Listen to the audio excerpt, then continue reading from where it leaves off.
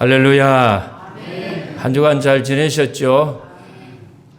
예수님께서는 달란트 비유를 하셨습니다. 5달란트, 2달란트 받은 사람은 받은 적시로 잘 활용해가지고 남겼는데, 1달란트 받은 사람은 그 귀한 거를 받아가지고 땅에 묻어가지고 주님께 저주를 받았습니다.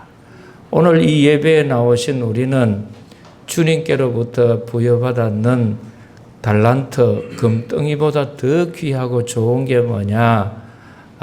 주님의 믿음의 약속들입니다. 그래서 너희 가운데 병든 자가 있느냐? 그러면 병든 부위에 손을 얹고 기도한 즉 나으니라. 그러면서 예수님은 각색 병자와 또 악기 들린 사람들을 낫게 하시고 치유해 주셨습니다. 그래서 오늘 이 예배 시간에 여러분 가운데 마음이 힘들고 우울하고 어려운 분들 가슴에 손을 얹으시고, 또 몸이 병들고 아픈 부위가 있으면 아픈 부위에도 손을 얹으시고, 저와 함께 회복과 치유의 기도, 특별히 이 예배 시간에 성령님이 우리와 함께 임하시기를 원합니다. 꽃집에 가서 꽃향기를 맡고 병원에 가서는 치료를 받고 회복을 받아야 되는 것처럼 예배를 드릴 때에는 성령님의 임재 체험, 성령님이 나를 만져주시고 이끌어주신다는 구체적인 확신을 가지시고 응답을 받는 예배 되기를 원합니다.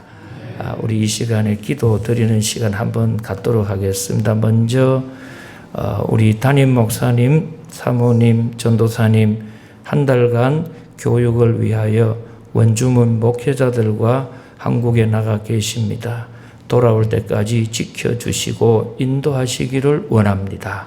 또 이 자리에 우리 앉아 있습니다. 세상에 바쁘고 분주한 것으로 꽉 차 있는 내 마음, 예배를 방해하고 말씀을 거스리고 또 이런 미혹의 영들은 예수님 이름으로 떠나게 하시고, 성령님의 기름 부으심과 임재로 주님의 말씀처럼 내 병든 부위에 손을 얹었습니다. 주 예수님 이름으로 기도할 때 치유되기를 원합니다. 주님이 안수해 주기를 원합니다. 회복하여 주시기를 원합니다. 우리 이 시간에 다 같이 한번 합심 기도, 중보 기도 하겠습니다. 하나님 아버지, 이 한 시간에 주 예수님의 이름으로 말씀에 의지하여 병든 부위에 손을 얹고 기도한 적 나으니라. 기도한 적 나으니라. 기도한 적 나으니라. 약속의 말씀을 믿고 저의 병든 부위에 손을 얹었습니다. 주님, 이 시간 약속대로 임하여 주셔서 저의 이 병든 부위를 만져 주옵소서.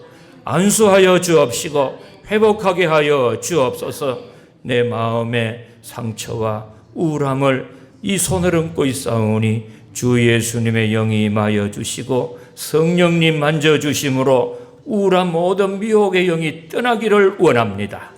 염려와 두려움도 떠나기를 원합니다.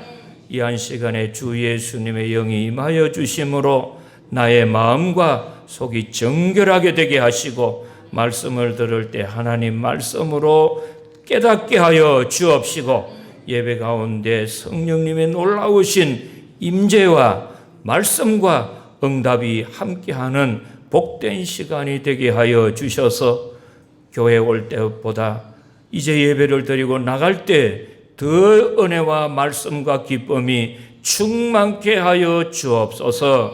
부족한 종 말씀 전할 때 성령님 임재하시고 도와주실 줄로 믿사오며 예수님 이름으로 기도드리옵나이다. 아멘.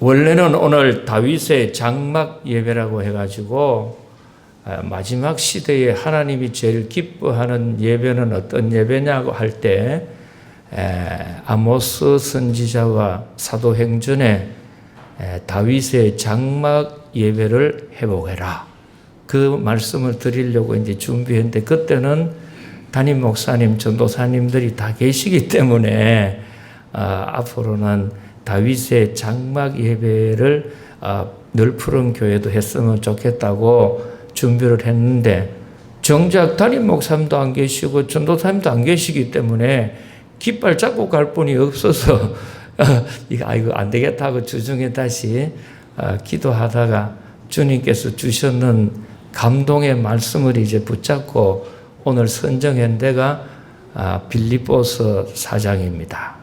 이 빌립보서라고 하는 성경은 아주 귀한 성경인데 주제는 기쁨이에요.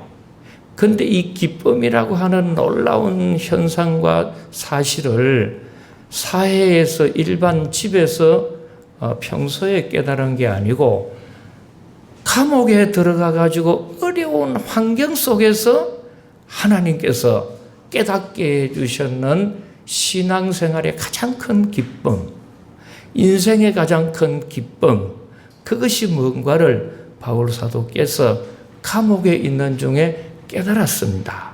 그래서 이 빌립보서는 별명이 뭐라고 하느냐? 기쁨의 성경이라고 합니다. 그래서 오늘 이 4장 4절에 있는 말씀을 보셔도 주 안에서 항상 기뻐하라.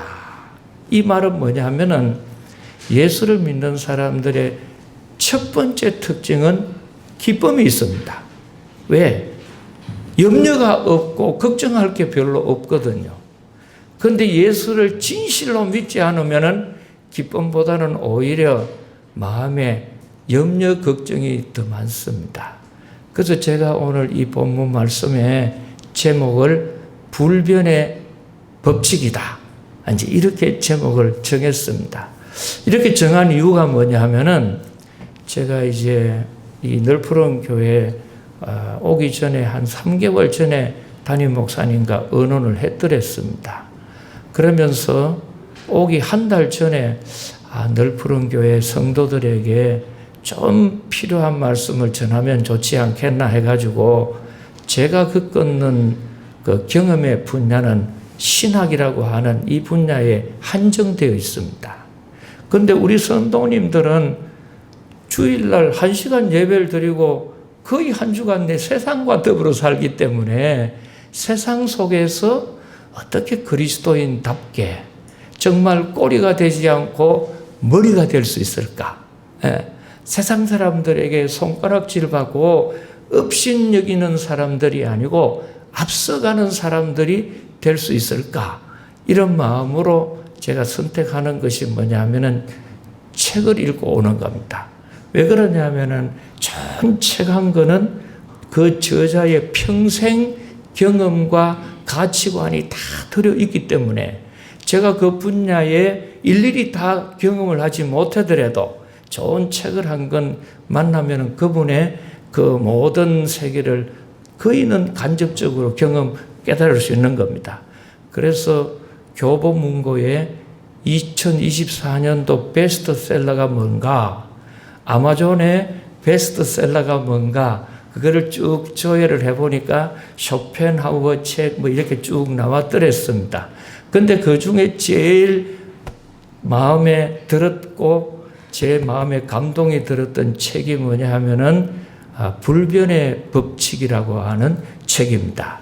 그래서 이제 제가 여러분들에게 주중에 유인물을 좀 만들었습니다. 조금 인쇄가 토너가 다 됐는지 흐릿하긴 합니다만은 제 설교를 들으면서 혹시 필요하신 게 있으면은 기억하시려고 유인물을 했는데, 이 불변의 법칙이라고 하는 책은 모건 하우젤이라고 하는 분이 썼는 책입니다.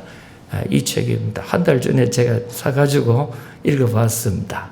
그래서 이제 이 모건 하우젤이라는 분은 어떤 분이냐면은 월스트리트 저널의 최고의 칼럼니스트입니다. 그리고 이분이 얼마나 경영과 경제에 밝은 분인지 2번이나 미국 최고의 경영학 그 상을 수상한 분입니다. 그러니까 미국 최고의 경영학자고 경제학의 상을 받으니까 상당한 분 아니세요? 그래서 이 사람이 도대체 뭔 이야기를 했냐? 그러면서 이제 살펴보니까 이 책이 올해 2월 달에 나왔습니다. 근데 2월 달에 나와가지고 6월 달까지 지금 몇 판이 인쇄되느냐 하면은 71판입니다. 대단한 거죠. 저는 책을 30년 전에 썼는데 아직 재판도 못 했습니다. 알을 받주는 사람이 없는데. 근데 이분은 말이죠. 불과 4개월 만에 71판이니까 어마어마한 책이죠. 도대체 이 전 세계에 있는 사람들이 한국뿐만 아니고 아마존에서도 베스트셀러 중에 하나니까 왜 이렇게 열광을 하면서 이 책을 볼까? 그래서 제가 쭉 다 보고 나서 제 무릎을 친 게 있습니다.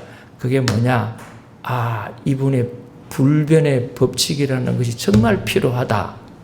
그러면서 이제 내용을 쭉 읽어보시면은 첫 번째 내용에 등장하는 것이 여러분이 잘 알고 있는 투자의 귀재라고 하는 워린 버핏하고 그리고 이분하고 가까이 지내는 짐 사이먼이라고 하는 두 분이 대화를 합니다. 그 대화의 내용이 뭐냐 하면은 이 짐 사이먼이라는 사람도 그 유명한 미국의 천재적인 수학자인데 이분이 투자를 해가지고 30년을 투자를 했는데 한 번도 실패한 적이 없고 매년마다 평균 확률 60% 수입을 남깁니다. 네, 전혀 여러분은 안 놀라시는데 뭐 71판 해도 안 놀래고 60%돈 벌었다 해도 안 놀래고 뭘 이야기해야지 여러분이 놀라실지도 제가 연구를 해보겠습니다만은 1,000만 원 투자해가지고 600억을 벌었다, 1,000억을 투자해서 600억 벌으면 대단한 것 아니에요? 이런 분이세요. 근데 코로나 이후에 세상이 완전 모뎀이 바뀌잖아요. 이럴 때 어떻게 해야 하냐고 짐 사이먼이 워린 버핏에게 걱정스럽고 어디 투자해야 될지 종잡을 수가 없다. 그랬더니 워린 버핏이 이런 이야기를 합니다.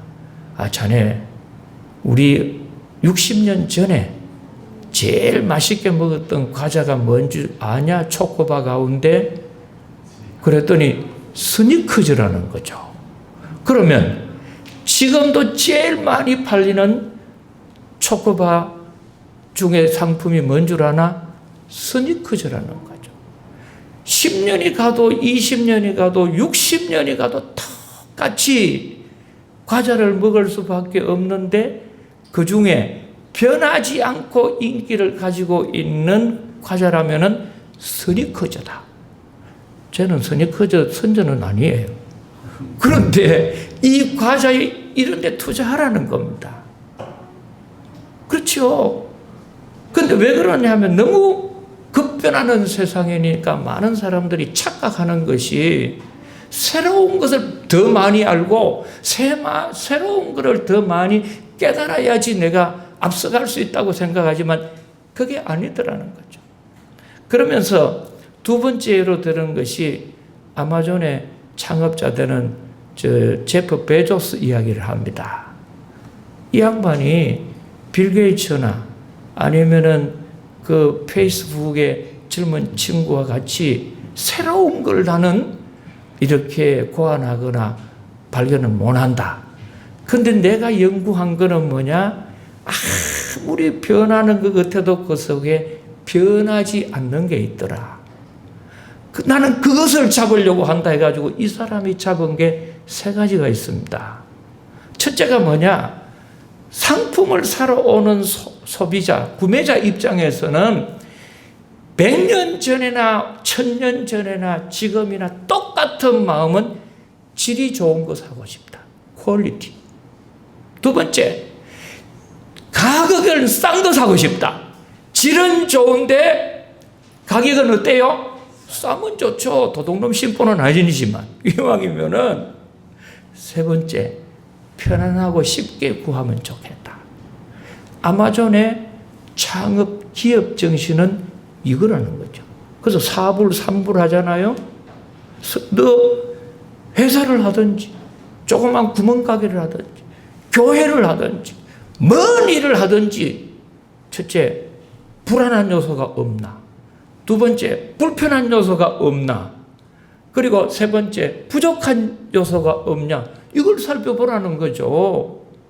교회가 막 아무리 해도 지금 산소 그 통에 말이죠. 불이 붙어가지고 터질 것 같으면 불안한데 누가 갑니까? 길이 협착해가지고 차도 안 들어가고 파킹락도 없고 불편하면 누가 가겠어요? 그러니까 뭐 새로운 것 이게 중요한 게 아니고 근본적인 거는 구매자들이 옛날이나 지금이나 똑같은 마음은 베스트 퀄리티, 최고 품질이 좋고 가격은 최고 싸게 쉽게 내가 구하면 좋겠다 해가지고 그분이 온라인 때 성공한 거 아니에요?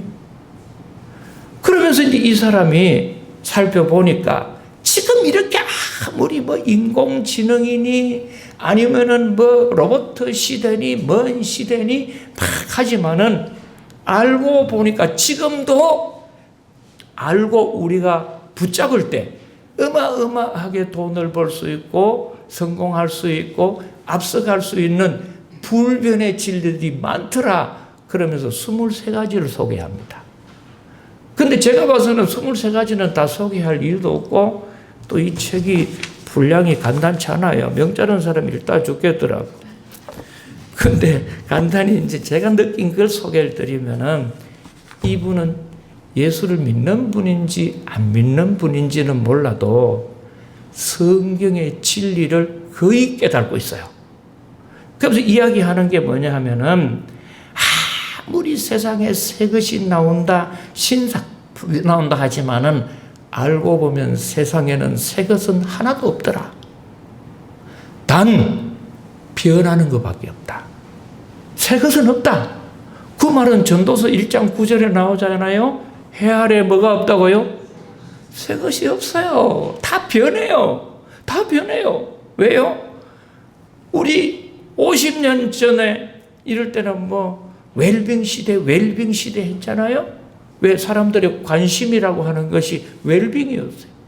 그러다가 웰빙이 끝나고 나니까 시들해지니까 그 다음에는 뭐가 나왔어요? 힐링이 나왔어요.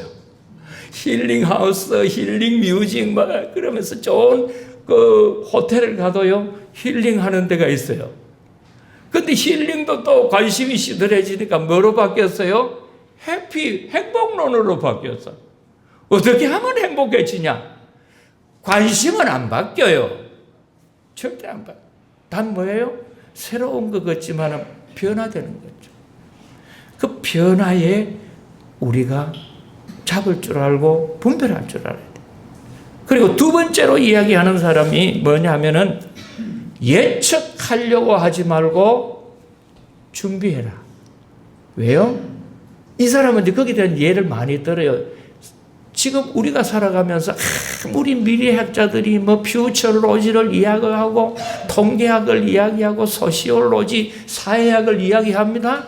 그렇더라도 코로나 와가지고 전 세계적으로 팬데믹으로 이렇게 고통당하는 걸 예측한 사람 아무도 없어요. 아무도 없어요. 갑자기 오는 이것은 아무도 예측할 수 없죠. 그게 뭐예요? 성경에 예측은 못한다고 해서 그 말이 성경 가운데 전도서에 보면 나와요. 하나님이 사람들에게 장래일을 알지 못하게 하셨느니라. 그러면 예측하려고 하지 말고 뭘 해야 하느냐? 준비해야 된다. 준비해라. 왜요? 지진이 언제 오는가 예측하려고 하면 불가능합니다. 거의 불가능. 이 괌은 지진이 잘 옵니까? 안 옵니까? 네?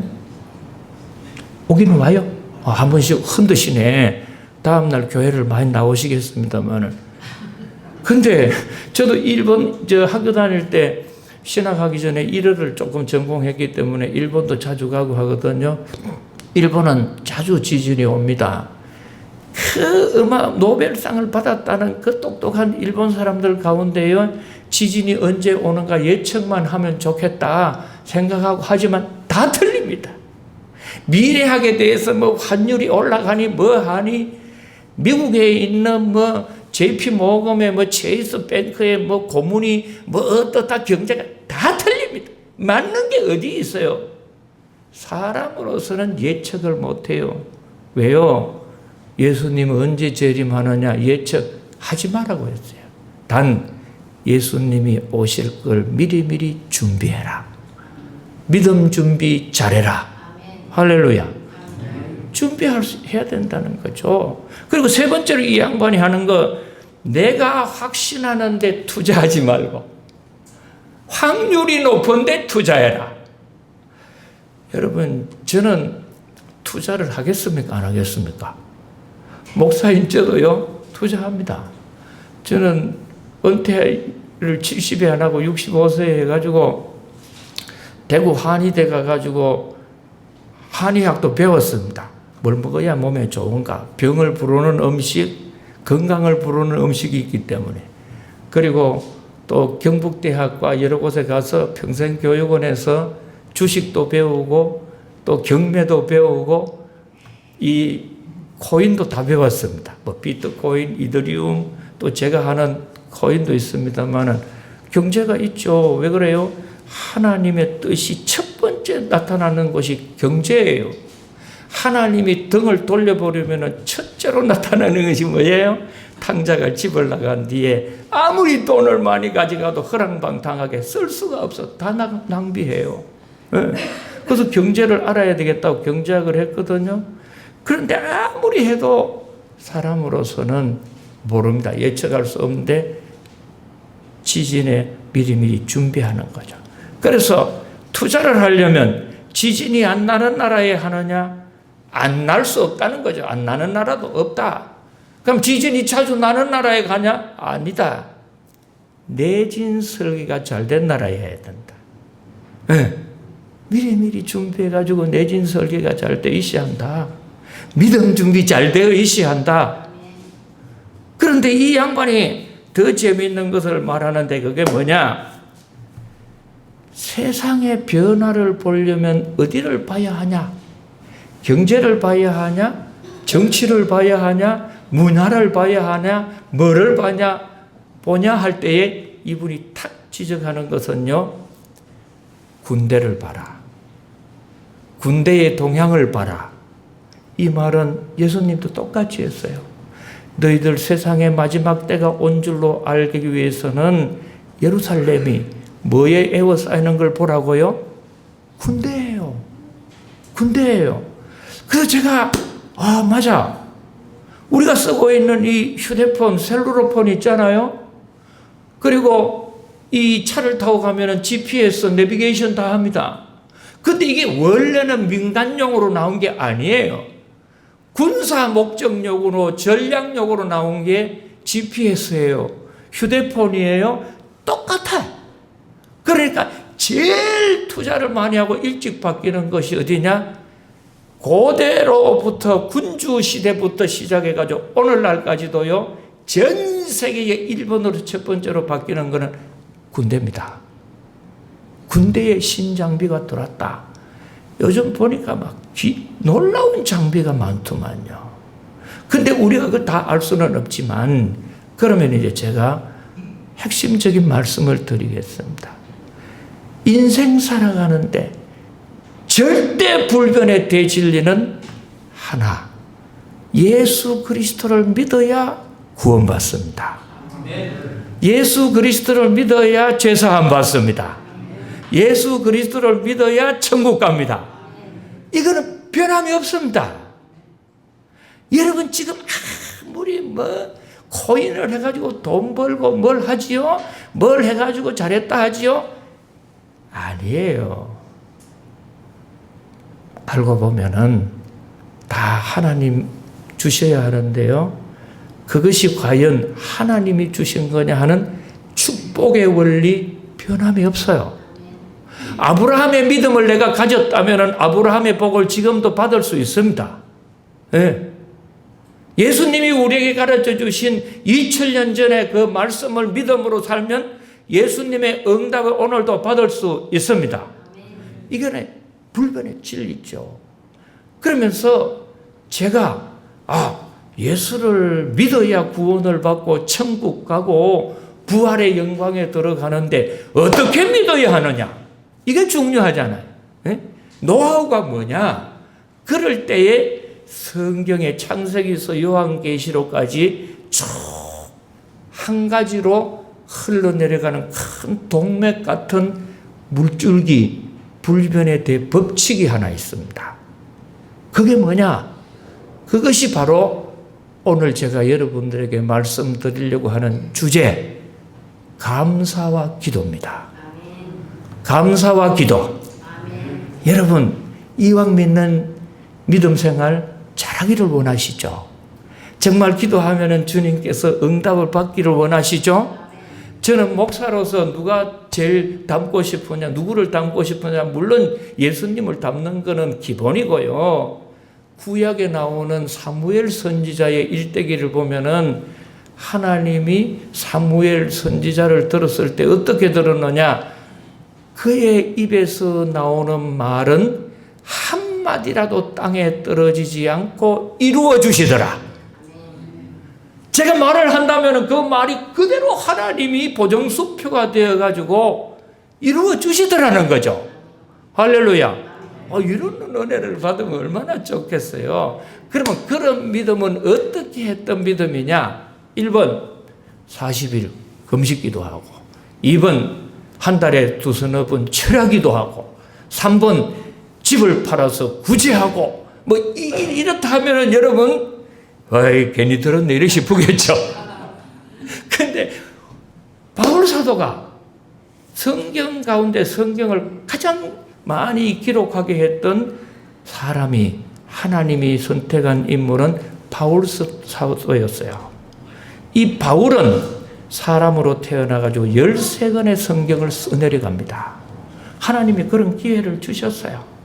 근데 이분의 13권의 성경을 쭉 보면은 똑같이 이분이 강조하고 우리에게 중요한 믿음 생활을 하는데 절대로 이것만큼은 변함이 없고 하나님은 이루어 주신다 하는, 이게 뭐냐 하면은 감사와 기도예요.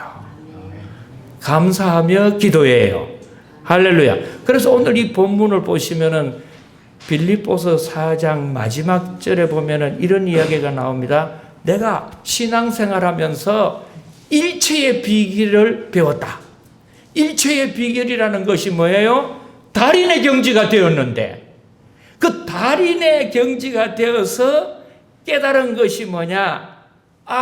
그것이 자족하기였는데, 자족이라고 하는 것을 신학적으로 해석하면은 현재 나에게 주신 것에 대하여 감사하고 기뻐하는 것이다. 현재 나에게 주신 것은 감사하고 기뻐하고, 안 주신 것에 대해서는 불평하고 원망하지 마라. 많은 사람들이 이걸 반대로 합니다. 안 주는 것 해가지고 계속 부러지고 막 하나님 앞에 협박까지 합니다.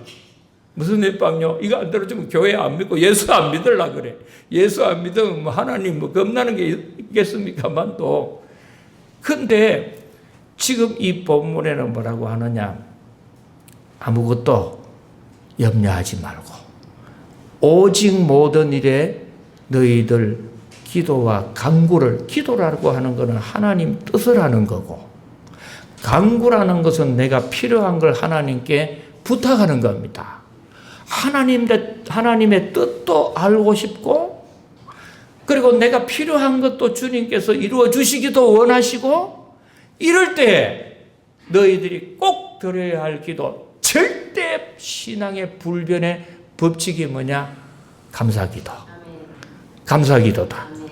그래서 세 가지 예를 제가 짧게 들어드렸는데요.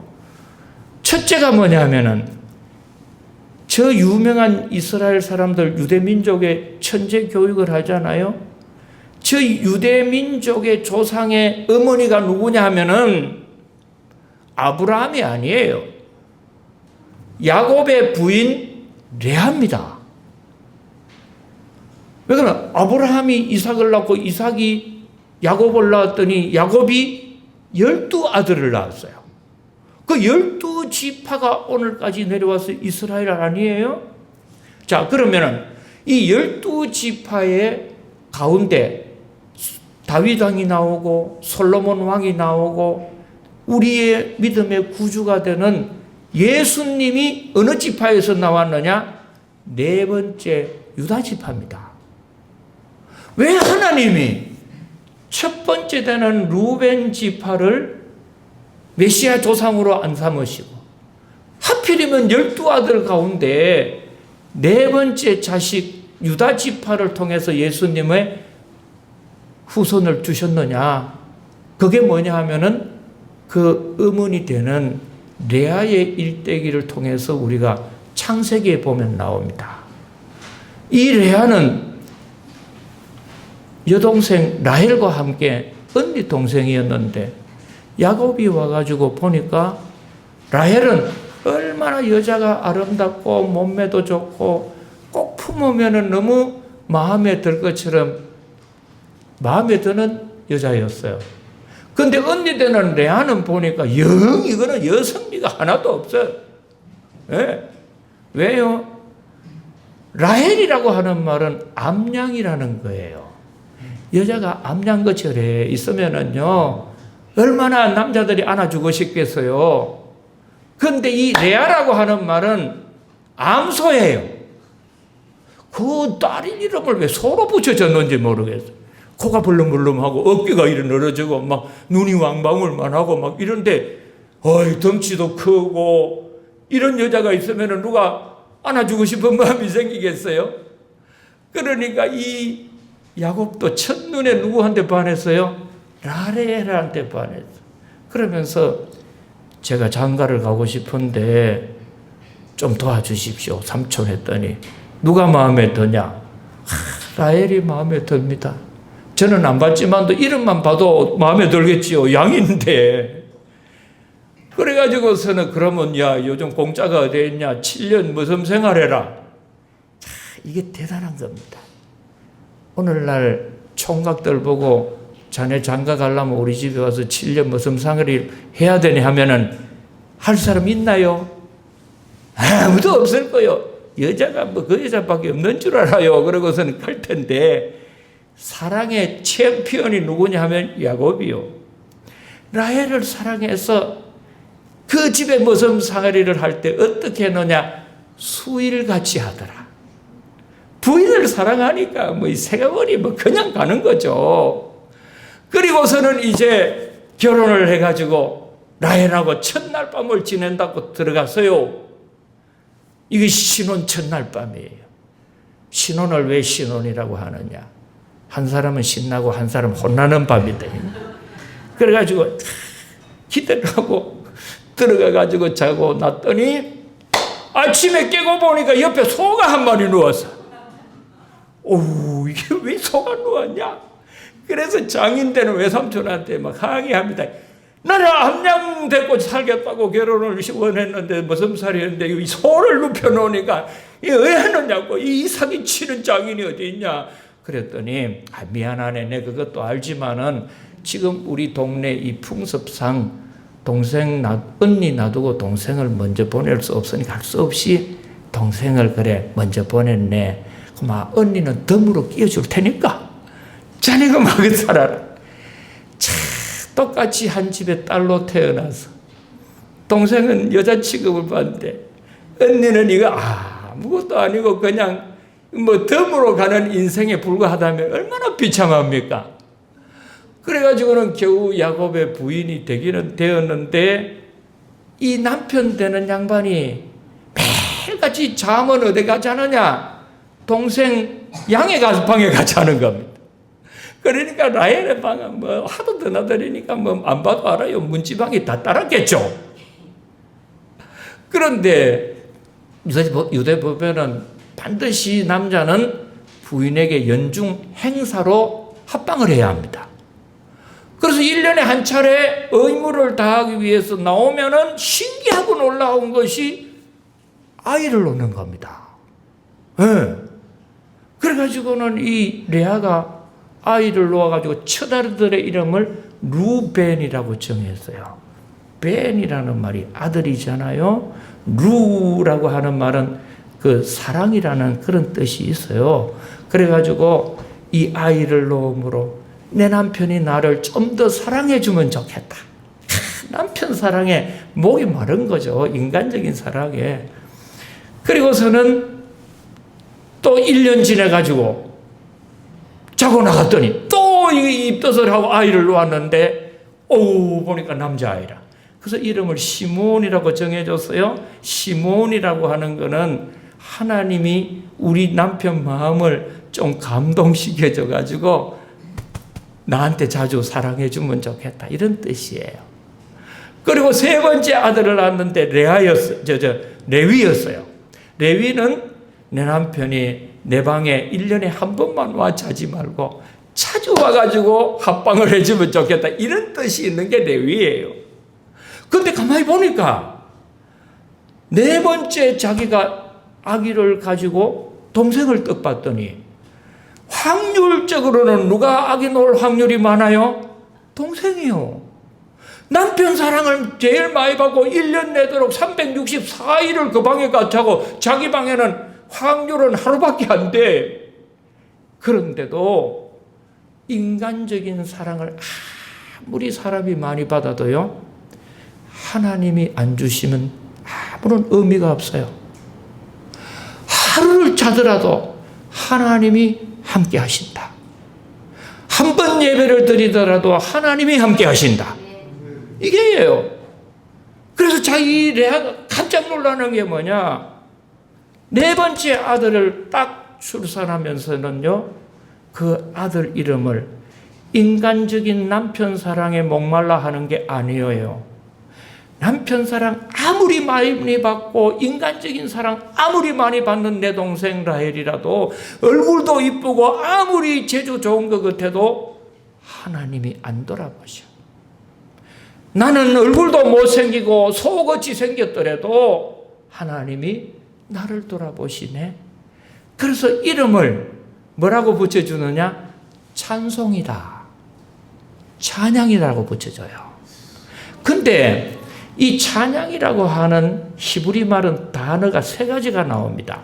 그 세 가지를 제가 유인물에 써놨는데요. 우리 문장로님은 성악 음대를 나오셔서 찬양을 조금 단어는 아시는지 모르겠는데요. 첫째가 뭐냐 하면은 야다라고 하는 찬양이 있어요. 근데 이 야다라고 하는 거는 감사 찬양을 말해요. 야다. 그러니까 야다에서 뭐가 나오느냐 하면 유다가 나오는 거예요. 네. 그리고 두 번째가 자마르크 하는 거는 큰 소리로 치라. 아주 막 악센트를 막 높여가지고 이런 음악의 부호가 있죠. 그죠? 뭐 그런 부호가 있는데 장로님 그걸 뭘로 할까? 악센트 막 꽝 치르는 갑자기 올라가는 소리. 예? 예. 뭐 하여튼 그런 게 있습니다. 있는 힘 다 해가지고 소리치라는 거죠. 이게 자마르. 세 번째로는 할렐이라고 해요. 할렐루야 하는데 앞에 두 단어인데요. 할렐 하는 건 뭐냐? 함께 박수치고 춤추고 악기 동원하고 성가대 한 사람이 아니고 여러 사람 다 함께 하나님께 찬양을 드리자. 그러면 할렐. 그런데 그 중에 이 레아가 선택했던 찬양은 뭐냐? 하나님 감사합니다. 하나님 감사합니다. 나는 얼굴도 못생겼고 남편 사랑도 못 받고 다 했는데 알고 보니 하나님 저를 불쌍히 여기셔서 저를 사랑해 주셔서 감사합니다. 주님 감사합니다. 그러면서 막 이 아들 이름을 뭐라고 붙여줬느냐? 하나님 감사합니다. 하나님 감사합니다. 네, 아멘 할 때까지 합니다. 하나님 감사합니다.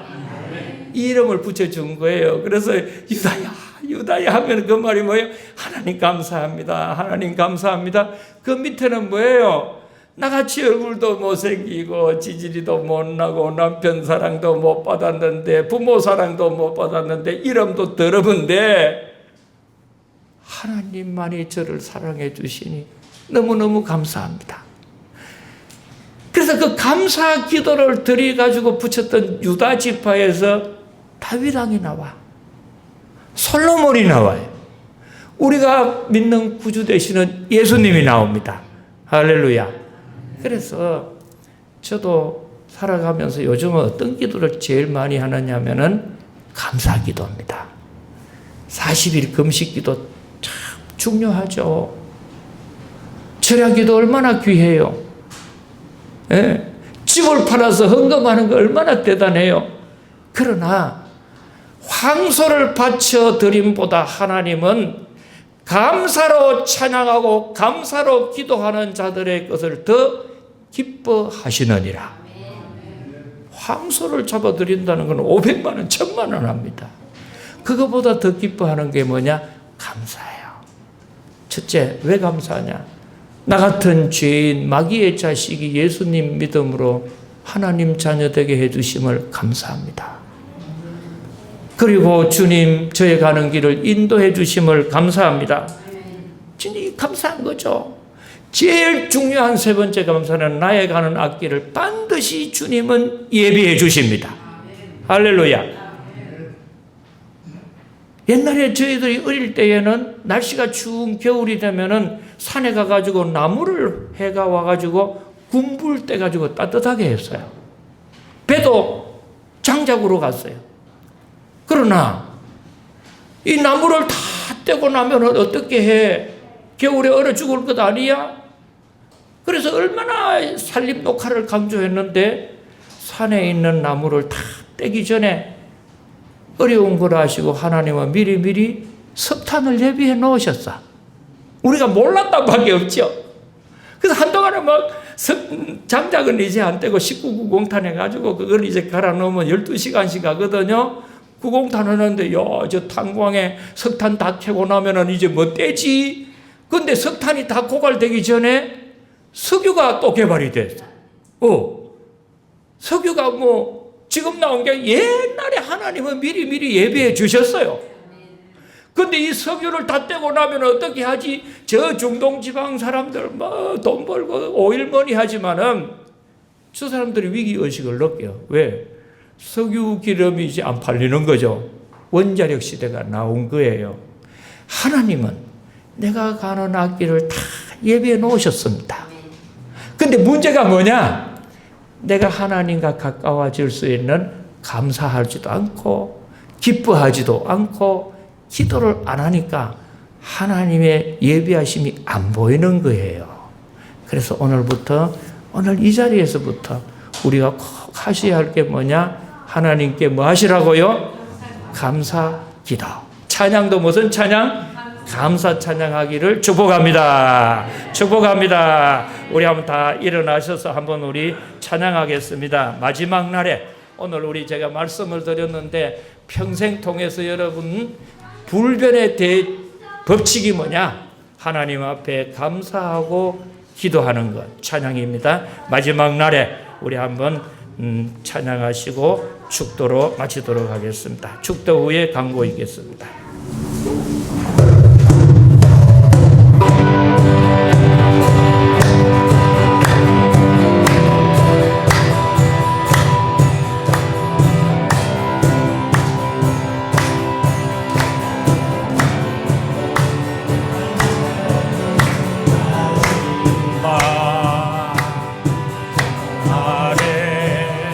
내가 나의 영으로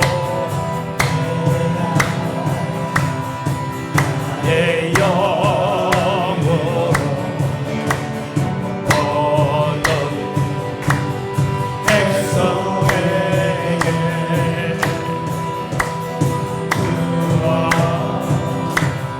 주리라. 자녀들 언제 떠날 것이요 청년들은 만상을 보고 아비들은 꿈을 꾸리라. 주의 영이 임하며 자녀들은 예언할 것이요 청년들은 환상을 보고 아비들은 꿈을 꾸리라. 주의 영이